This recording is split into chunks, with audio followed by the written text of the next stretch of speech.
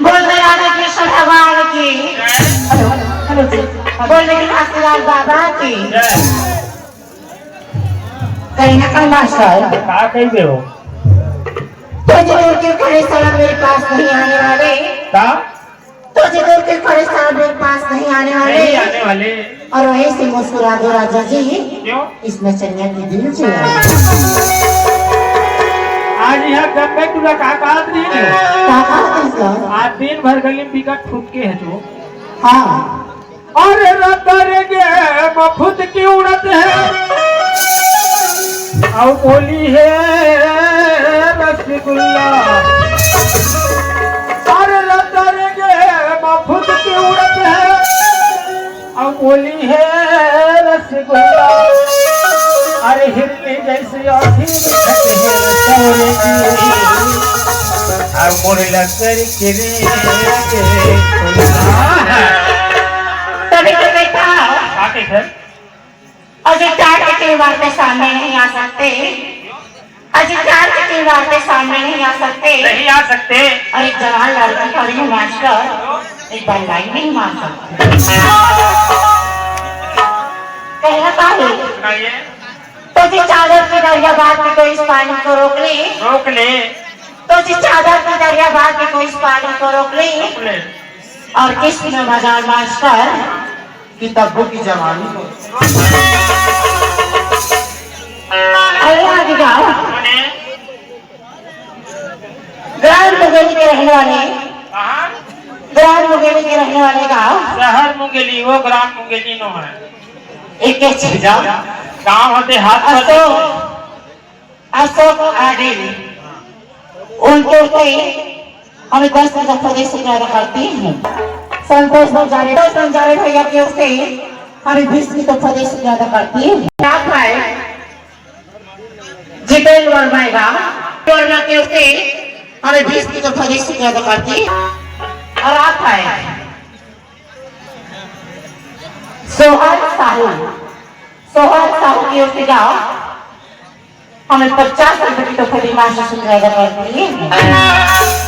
Hello आए वो पहले खाता खोले आगे चाचा सील मोहर लगवा दे बेचबो तो कब के लगेगा खाता होती खुली सील है यति लगी मंगल मंगल मंगल का अच्छा उनके तरफ से 10 रुपए की शुक्रिया अदा करता हूँ। और आगे कौन दुर्गेश वो पहले खाता खोलिया मतलब वो पहले वाला बस में देता सामान भी चाचा और वो खाली अच्छा साइन मारा था ठीक।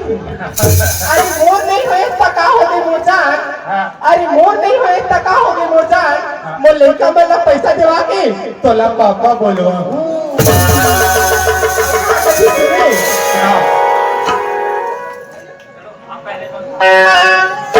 तो कहना का मास्टर इसके में लुट गया आवाज में पारी पारी आवाज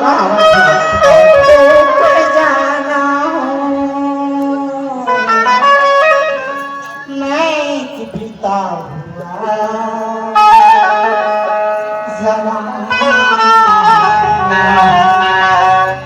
मेरे दर पे रोए कुतिया मैं गुमना एक फसा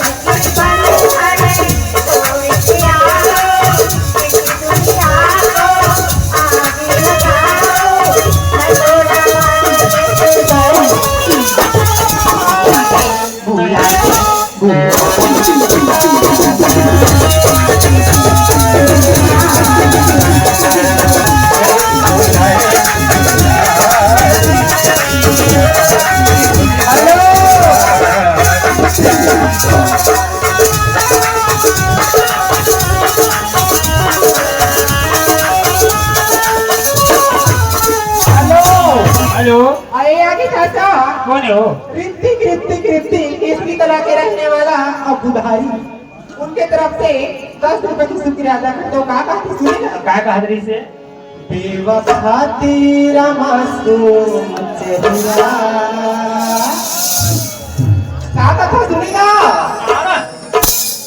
बेवफा तेरा मासूम